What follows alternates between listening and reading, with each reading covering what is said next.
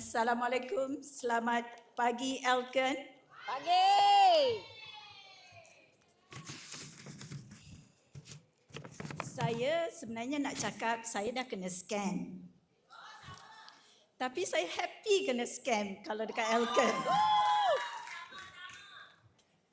Saya bermula di Elken pada tahun 2023 diperkenalkan oleh jiran saya yang juga kawan baik saya sebab dia cari downline of course kan.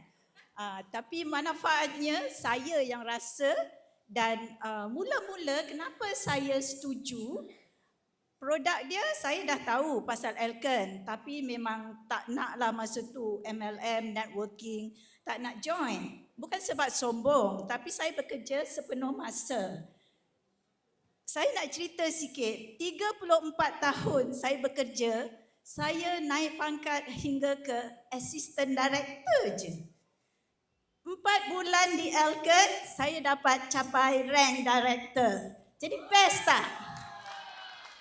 Lepas tu saya teruja sebab saya bertambah sihat.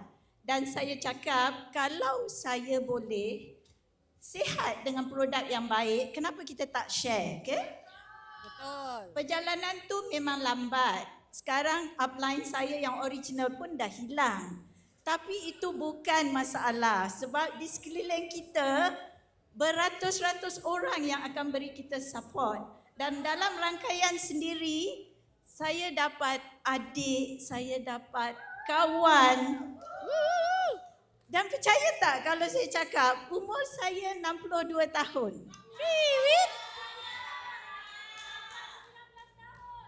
Produk Elken buat saya sentiasa rasa bertenaga. Jadi kalaupun kita tak boleh nak convince orang lain, bila kita nampak dan rasa manfaatnya, kita tetap akan bersyukur dengan apa yang kita ada. Okay?